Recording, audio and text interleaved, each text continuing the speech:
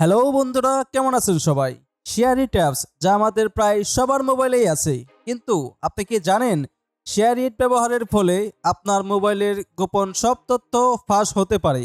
বিভিন্ন cyber security গবেষকদের মতে শেয়ার ব্যবহারে নিরাপত্তা ঝুঁকি রয়েছে এবং এই অ্যাপ ব্যবহারকারীদের ব্যক্তিগত তথ্য প্রকাশেরও ঝুঁকি আছে। হ্যাঁ, যা শুনছেন সবই সত্য। ট্রেন্ড মাইক্রো, ইকোড ওয়ান এবং জেসিজেনের সাইবার সিকিউরিটি গবেষকদের মতে শেয়ারিটে অনেক আরসিই দুর্বলতা রয়েছে। আরসিই বলতে বোঝায় রিমোট কোড এক্সিকিউশন। এটা এমন এক জিনিস যা কোনো ডিভাইসে ইনজেক্ট করা হলে সাইবার আক্রমণকারীরা ব্যবহারকারীদের সংবেদনশীল তথ্য বের করতে পারে। এর মাধ্যমে আপনার মোবাইলের সকল তথ্য অন্য কারো কাছে চলে যাবে।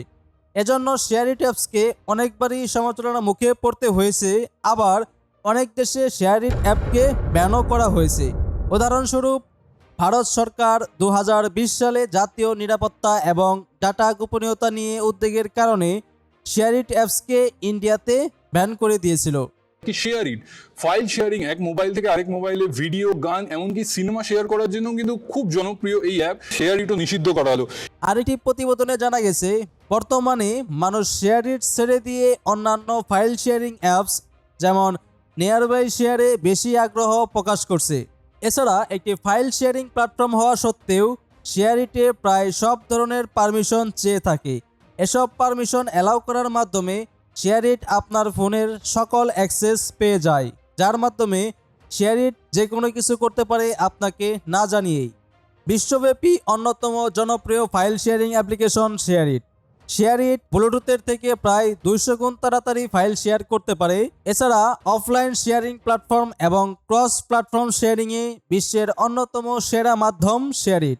তবে নিরাপত্তা ঝুঁকি এবং তথ্য পাচারের ভয়ে মানুষ শেয়ারিট ছেড়ে দিয়ে অন্যান্য ফাইল শেয়ারিং অ্যাপ্লিকেশনে রূপান্তরিত হচ্ছে। এমত অবস্থায় নিরাপত্তা বৈশিষ্ট্য এবং ব্যবহারকারীর অভিজ্ঞতা উন্নয়ন করতে শেয়ারিট বেশ কয়েকটি আপডেট প্রকাশ করেছে। এছাড়াও তারা একটি লাইট ভার্সন চালু করেছে যা সীমিত স্টোরেজ এবং নিম্নমানের ডিভাইসগুলির ব্যবহারকারীদের লক্ষ্য করে বাজার পুনরুদ্ধারের চেষ্টা করছে। বাজারে একটি বিশ্বস্ত অ্যাপ্লিকেশন হিসেবে শেয়ারিটের অবস্থান পুনরুদ্ধার করতে শেয়ারিটকে অবশ্যই নিরাপত্তা ব্যবস্থা নিশ্চিত করতে হবে এবং ডাটা পরিচালনায় স্বচ্ছতা বজায় রাখতে হবে। তবেই মানুষ আবার আগের শেয়ারিটের দিকেই ফিরে আসবে। আশা করি শেয়ারিট সম্পর্কে আপনারা বিস্তারিত জানতে পেরেছেন। এইরকম যে কোনো সফটওয়্যারের রিভিউ, ব্যবহার এবং যে কোনো টেক ভিডিও পেতে এই চ্যানেলটিকে সাবস্ক্রাইব করে রাখতে পারেন। খুব শীঘ্রই ফিরে আসবো নতুন ভিডিও নিয়ে। ততক্ষণের জন্য বাই বাই।